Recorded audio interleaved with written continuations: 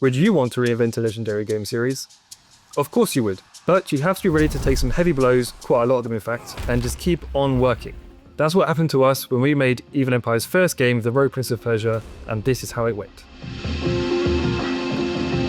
Back in 2020, after the success of our live ops work on Motion Twin's Dead Cells, we met with Ubisoft for a casual dinner at an industry event. Someone from our team decided to go full pedal to the metal and just asked, why not take our knowledge from making Dead Cells and use it to make a 2D action platformer in the Prince of Persia series? And Ubisoft didn't say no. Obviously, we didn't make a deal right there and then, but after a few months, Ubisoft accepted our pitch, which was an action roguelike with 2D fast-paced combat, parkour movement, and a branching narrative. We were going to work on a Prince of Persia game. Call us boomers, but for us, that's a childhood dream come true. Of course, one of the first systems we had to experiment with was the time rewind, the iconic mechanic that we all associate with Prince of Persia. We could make it happen in-game, but it slowed down the fast gameplay too much, which just wasn't satisfying, and it tanked the performance in-engine. As both developers and fans of the series, that was a tough pill to swallow, especially so early in the development process, but we had to move on. So for the next 2 years, the team focused on building a game centered around a 2D parkour system, seamlessly mixing responsive traversal and tight combat with a unique all-run mechanic. We basically ended up with the Sands of Time in 2D, which is pretty awesome. Then, in May 2024, we're about to launch the game, and boom, the most anticipated action roguelike of the year drops right before us.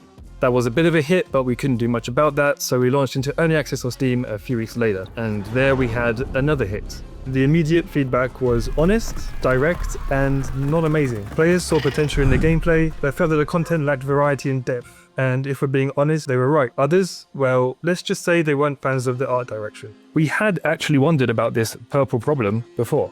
During a brainstorming session about skins, our art director had raised a seemingly innocent question.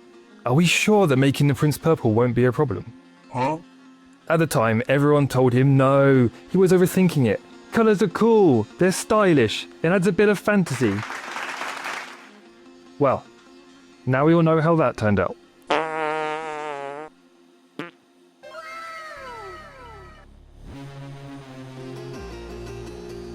But that's the nature of early access. You launch, you listen to player feedback, and then you adapt to create the best possible version of your vision. Even though player count was low, we still believed in the game. So we set up a battle plan, tackle all the content that the players thought were missing, while at the same time setting up something which is very rare in game development, a complete, top-to-bottom overhaul of the art direction. To give some context, our original inspiration for the art style was based on Persian miniatures, which are flat perspectives, stylized shapes, and bold, unexpected colours. We had mixed this with inspirations from the French graphic artist Moebius, such as clear lines, flat colours, and strong contrast between the foreground and the background.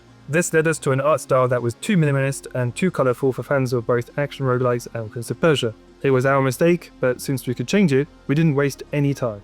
As we kept adding to the game's content through monthly updates, our artists got to work behind the scenes.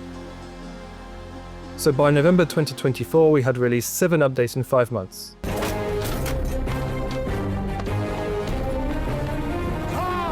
Adding tons of new enemies, a new biome, better progression systems, tripling the number of weapons, and improving the general traversal and combat game feel. Everything that the players thought was missing. Then, in November, we dropped the second act update. Or at least we tried to. To validate the release on Steam, a confirmation text was required. Usually that's no big deal, but for some random reason, Steam refused to work unless a Spanish number was used. What? Don't ask us why, no hablo español. Everyone was panicking for a good couple of hours as we'd kind of hyped up this update, but luckily, we had a Spanish dev on the team. Hola. David became our hero, managing to unlock the situation late at night with his Spanish number. Since then, we have a slogan in the team: Steam doesn't like the French. Anyway, the art rework we've been setting up for months was finally released, and the prince left purple behind once and for all. And we also dropped 2 new biomes, 2 bosses, and a whole new story arc. There was a lot of positive reaction to the changes, and we personally could see that the game was much better, even if we still weren't making huge waves. All that was missing now was polish and content. So since then, we have been improving everything that we can, getting ready for 1.0, where we'll finish the story and tie everything off with a bow.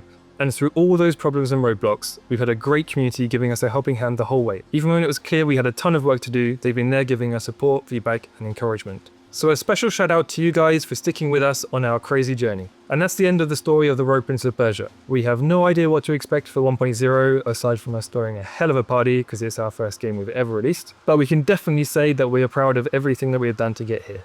Here's a taste of the final result.